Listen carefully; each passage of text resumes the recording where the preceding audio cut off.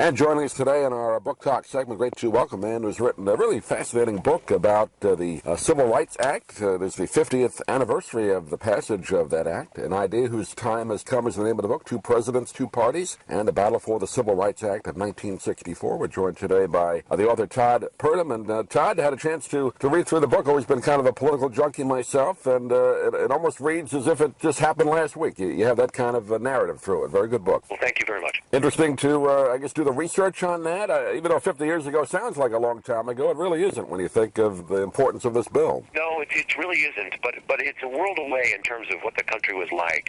I have children who are 10 and 14, and when I try to explain to them that, within the lifetime of many people, including me, segregation was legal and a fact of life throughout the South, they really can't believe it as they look on television and see, the first African-American president. But the country was very different then. It was perhaps even more divided than we are today. And yet the lesson of this book is that somehow people did find a way, of both races and both parties, to cross lines and bridge their differences and work together and get something done. Yeah, the 60s obviously had so much going on in addition to the civil rights. You had the war, of course, Vietnam. You had the space race, assassinations of 3-4 different world leaders. So it was a turbulent time, to say the least. And this kind of act was trying to get through Congress all through that particular time, wasn't it? Yes, no. And I mean, one of the things I had not really focused on until I did the research for this book was just how flooded the early years of the Kennedy administration were with events. The Cold War was at its height, the Cuban Missile Crisis. The president was dealing at the same time with the Freedom Rides and with the terrible demonstrations in Birmingham in the spring of '63 when the police dogs and fire hoses were turned on demonstrators, knocked them to the ground. It outraged the country and outraged the president and really the world. And by the spring of 1963, John Kennedy knew that he didn't have any choice. He had to propose a strong civil rights bill that would try to finish the job that the Civil War was supposed to have done 100 years before. And you talk about in the book about Kennedy. He wasn't exactly pushing this in his when he was a senator or anything like that. He really wasn't on top of that, right? I mean, it was more. No, it came gradually. He came through gradually. He, as a candidate in 1960, he had a strong civil rights platform. But once he took office, he wasn't eager to put civil rights front and center because he was fearful that it would jeopardize the rest of his legislative program, including a major tax cut that he wanted to get passed as an economic stimulus. And he knew that the Southerners who controlled the committees on Capitol Hill and held the power would resent too much emphasis on civil rights. So he tread very carefully in the very early months of his administration, and only really when outside events forced his hand did he act. But when he jumped in with both feet, and he gave it his all. How close was it to being passed before the assassination? Obviously, afterward, it was pushed through much quicker under Lyndon Johnson. Yeah. But was it close when he was still alive? It was on its way. It was well on its way. And the president, one of the last political negotiations he's involved in, he got the bill out of the House Judiciary Committee after some very delicate negotiations with liberals who might have loaded it up with too many things to make it passable by the House and then by the full House and by the Senate. And he doesn't always get credit as a skilled legislator, but I think it's really fair in reading the record to think that he did a quite adroit job that fall. He put his own personal prestige as president on the line with wavering members and lobbied them to do this. So I think the bill probably would have passed even if President Kennedy had lived. It might have taken longer. He might have made more compromises to get it passed than President Johnson did.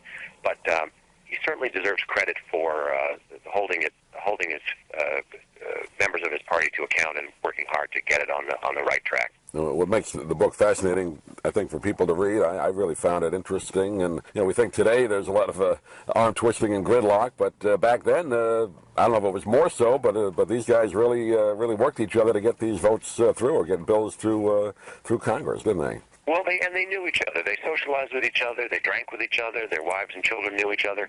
It's a lot hard to call somebody a dirty name if you'd had dinner in his house the night before. And we got to be careful not to over-romanticize that. But the truth is, they did have respect for each other across party lines. And another thing was happening at the same time, Doug, that there was a tremendous coalition of interfaith religious groups, Protestants, Catholics, Jews, that were working, especially in the Midwest, where there were senators and representatives who didn't have a large number of black constituents, but had a lot of Methodists and Catholics and Presbyterians, and were susceptible to an appeal from the pulpit about how this was a moral issue. And it was that great coalition probably more than any other single factor, that brought pressure to bear on wavering members of the House and Senate and got the bill through. Yeah, you talk about that in the book, describing prayer vigils and all three basic religions kind of coming together, which is a rarity, isn't it? It is, and in the way that coalition never managed to get itself together, I've often wondered, as I was writing the book, what would happen if a similar coalition could be brought together today around, say, the question of immigration reform, right, and whether they might be able to make some progress. You talk a lot about, of course, Lyndon Johnson, who very controversial president, obviously, with the Vietnam War. But, again, he was a guy that really wasn't on the forefront of civil rights either, growing up in Texas in the South. But he picked up the mantle and did a great job of, like you call it, arm twisting, didn't he? He did, and he knew that if he did not get this bill passed quickly in the wake of the President Kennedy's assassination, he'd have a terrible time establishing his own credibility to do the things he wanted to do, the social programs that later came to be known as the Great Society. He knew that he had to get right on this question and get it fixed if he had any hope to have a presidency of his own. Of course, you mentioned some of the senators that were, I guess, Sam Ervin, wasn't he one of the main senators that was putting up some... He was one of the main senators opposing the bill. He was a constitutional expert from North Carolina, and, of course, 10 years later, he'd play a very different role in the popular imagination as the lead inquisitor on the Watergate Committee, questioning the aides from the Nixon White House about the scandal there. And but he was doggedly opposing the bill in 1963 and 64. Yeah, I remember watching those hearings as a kid.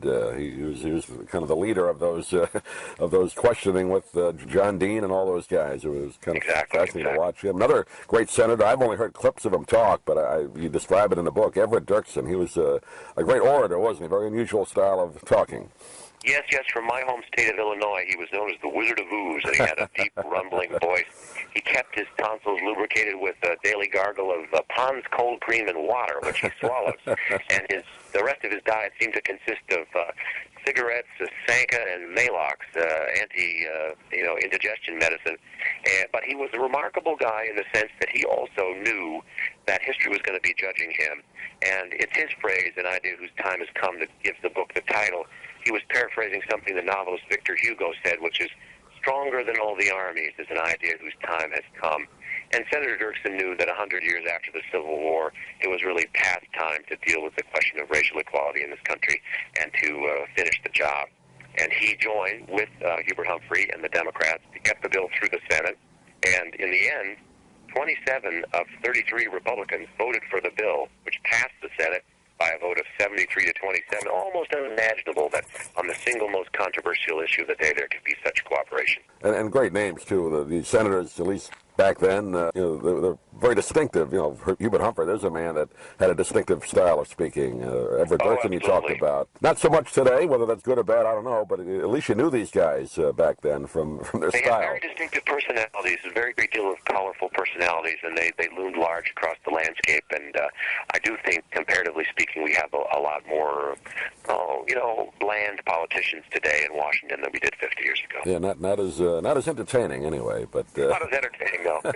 Well, the book is really interesting. It's a history book, but it reads, like we said, even like it just happened today. And it's still, the Civil Rights Act still continues to kind of evolve. An Idea Whose Time Has Come is the name of the book. And Todd, do you have a website to get hold of the book or get hold of you? You go to henryholt.com, amazon.com, your local bookseller. It's widely available. And thanks so much for your support, Doug. Great. Thanks, Todd. Talk to you soon.